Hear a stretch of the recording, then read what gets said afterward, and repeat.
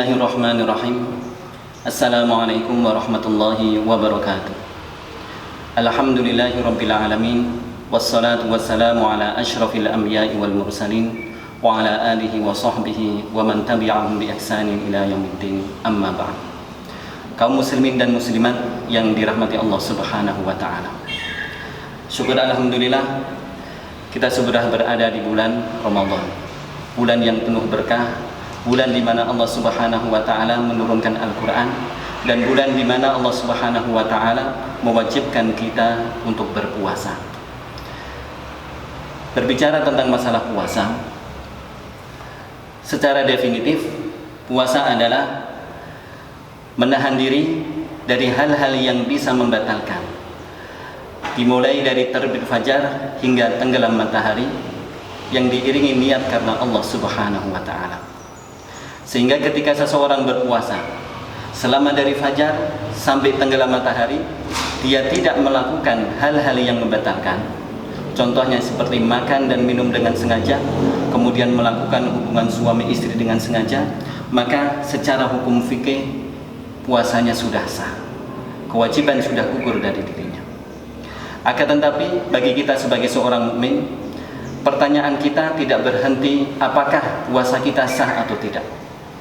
Pertanyaan kita berlanjut, apakah puasa yang kita lakukan tersebut mendapatkan pahala dari Allah Subhanahu wa taala, yang artinya diterima oleh Allah Subhanahu wa taala atau tidak. Inilah yang menjadi pertanyaan krusial, pertanyaan yang sangat penting bagi kita semua.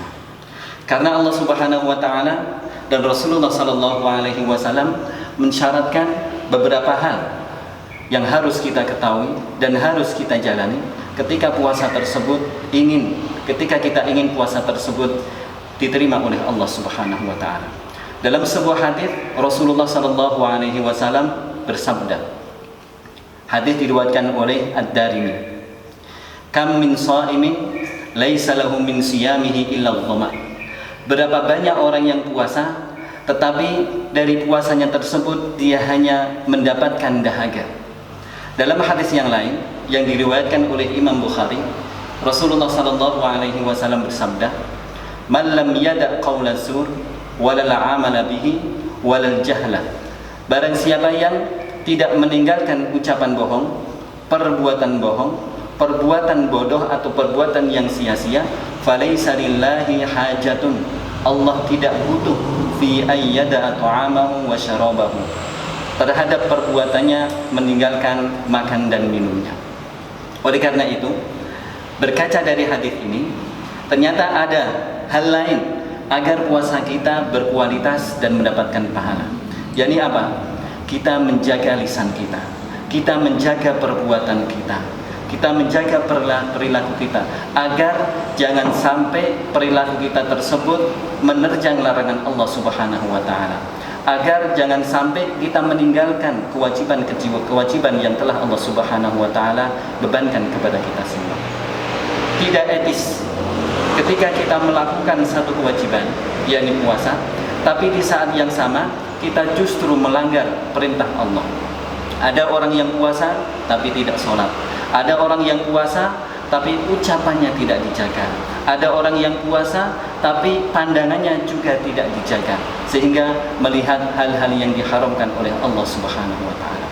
Oleh karena itu, kaum muslimin dan muslimat yang dirahmati Allah Subhanahu wa taala, agar puasa kita berkualitas, agar puasa kita mendapatkan pahala di sisi Allah Subhanahu wa taala, mari kita jaga lisan kita jaga perbuatan kita. Pertama, dari hal-hal yang Allah larang.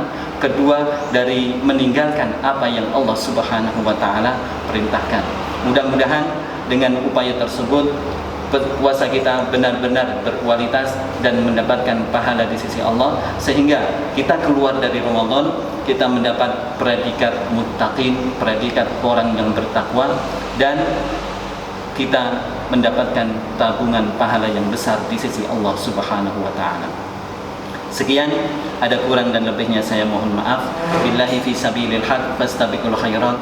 Assalamualaikum warahmatullahi wabarakatuh.